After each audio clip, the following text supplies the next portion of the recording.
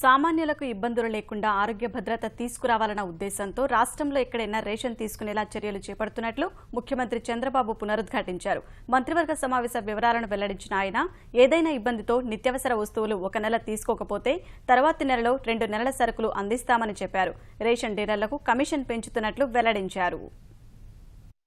క్వింటాల్కి 70 రూపాయల చొప్పున ధర కూడా నిర్ణయిస్తున్నాం. ఇంత మునుపు ఇది ఎంత ఉంది? ఇంత మునుపు ఐడియా ఉంది, 20 రూపాయల నుంచి 70 రూపాయలు చేయడానికి నిర్ణయించాం. దీనివల్ల గవర్నమెంట్ ఆఫ్ ఇండియా వాళ్ళు ఇచ్చేదానికి మాత్రం 50% ఇస్తారు. మొత్తం వచ్చేది మిగిలింది మనం ఇస్తాం నిత్యావసర వస్తువులు. కాబట్టి దీని మీద 77,44,00,000 రూపాయలు గవర్నమెంట్కి అదనంగా భారం పడుతుంది. Equal amount government of India 77 కోట్లు ఇస్తారు. దీనివల్ల చాలా వరకు ఒక 5,000 వచ్చేది 8,000 రూపాయల దగ్గర వచ్చే అవకాశం, 7,000 8,000 వస్తుంది. ఒక 3,000 రూపాయలు పెరుగుతుంది. దీన్ని ఒక నిర్ణయం చేశాం. అదే మాదిరిగా పబ్లిక్ సాటిస్ఫాక్షన్ ఉండాలి. మేము ఎప్పటికప్పుడు ప్రజల సాటిస్ఫాక్షన్ తీసుకొస్తున్నాం.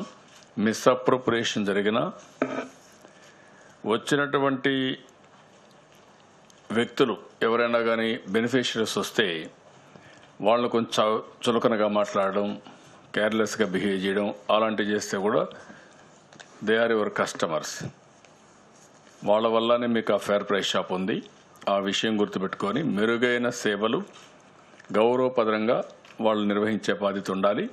అవన్నీ కూడా ఎప్పటికప్పుడు మానిటర్ చేస్తాం. పబ్లిక్ ఫీడ్బ్యాక్ కూడా తీసుకొస్తాం.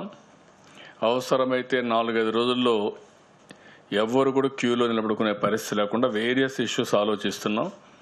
ఒక్కొక్క రోజుకి స్టాగరింగ్ కింద ఇంతమందిని వస్తారు. 5 రోజుల తర్వాత ఎప్పుడైనా వచ్చి మిగిలినది కూడా తీసుకోవచ్చు.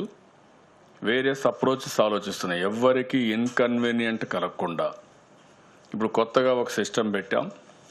ఎవరన్నా డిజేబుల్డ్ ఉండి రాలేకపోతే వాళ్ళకు మాత్రం డోర్ డెలివరీ ఇవ్వడానికి, అది కూడా ఒక పంపిణీ సరుకులు మీ ఇంటికనే కార్యక్రమం తీసుకొచ్చి అది కూడా పెట్టాం.